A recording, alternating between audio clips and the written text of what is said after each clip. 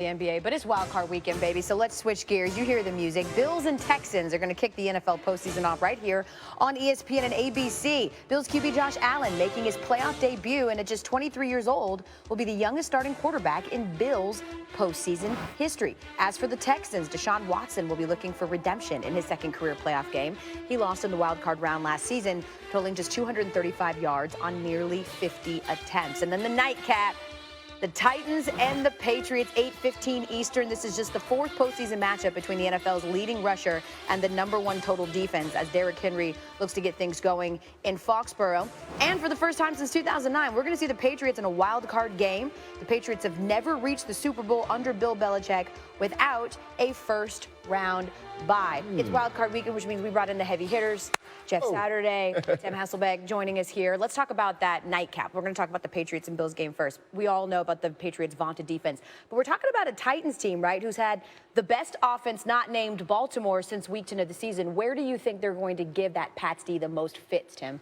Well, with what they do best, which is run the football. I mean, it's about, I mean, they basically have a running back that looks like a defensive end. I mean, Jeff blocks smaller guys. And so, you know, they just lean on you with that run game. And that really ends up being the key, because if they get him going, you hear the Titans talk about, you know, get Derrick Henry to his 4th and 5th step. Once you get him going, and you see guys, especially in the second half in the secondary, start to turn stuff down. So that's really the biggest challenge, I think, for New England is, you know, can you withstand that? Can you not let him get to that 4th and 5th step, get him going? Because once he gets going and rolling, then all of a sudden he's just a load to deal with. Freight train. I mean, that guy get behind his pads. That's a scary thing. And like you said, business decisions. When guys see him in the hole, and that's a better business decision for next year. I'm going to let that one pass, let him keep running. That's what gets made with a big body like that in the fourth quarter. 14 seasons on an offensive line for you for your professional career, Jeff. As you watch this Patriots offensive line, what are your thoughts on their ability to protect Tom Brady today? Because they're going to have to bring it. Yeah, it's going to be a difficult day for them. Listen, they've been banged up all season. Guys are moving in and out of the lineup. Dante Scarnecchia, their O-line coach, is the best in the business, right? But when you don't have consistency up front, it's very difficult. And here's the other part. When you have a true pocket passer, it exposes you even more, because everybody knows he's a spot thrower. What does that mean? That means a quarterback gets to a spot and he wants to throw from that spot. I played for one, right? I mean, so I understand what that feels like. When everybody knows where he's going to be, it makes it very difficult. So your technique, your fundamentals have to be on point. So where do you have to end up going? Play action matters. It is super important for today for those guys to get behind their pads, understand Brady really faking that thing. You're going to have to run the football some to make it believable. But just drop back 40 times and everybody understands it and he's in that spot. It's a very difficult challenge for the Patriots O-line this afternoon. Talk about business decisions. I'm like, protect Tom Brady at all costs. Yes. I'm just saying. I do want to talk about very quickly the 4:30 game as well. The Bills and the Texans. Tim, where do you think that game is going to be decided? Well, Josh Allen is going to need to hit some of their shot plays. They do a pretty good job of running the football, and then they do a decent job of designing plays to get opportunities down the field. But one of the challenges when you look at Josh Allen's season is he just missed some of these. Now, he has the arm to make every single throw, but they can't be long foul balls.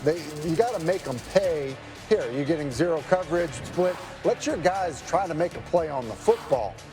And so that ends up being, I think, what it could end up deciding the football game, like you see here against the Miami Dolphins. You won't see a better throw in all of football than this one right here, shooting the ball into that hole in cover 2 and allowing for run after the catch. And so he just needs to hit some of them. I mean, they're game-altering plays. You may get 2 of them in a football game. You need to make them count. What's the key for you, Jeff?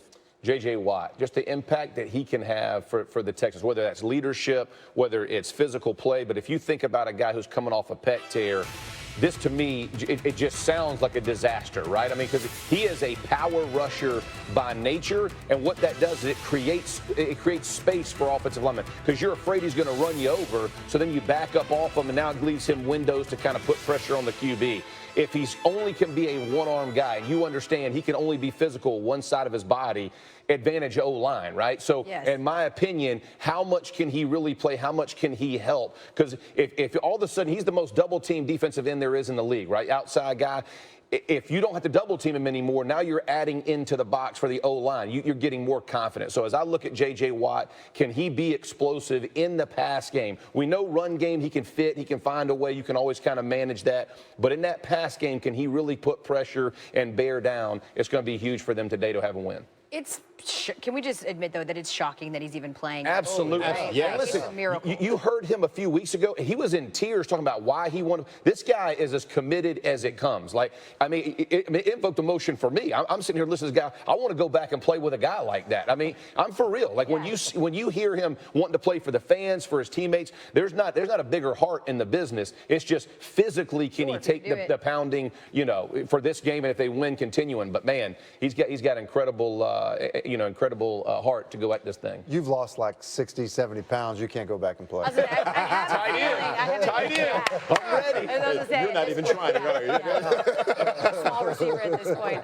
Jeff Saturday, Tim Hasselbeck joining us on Wild Card Weekend.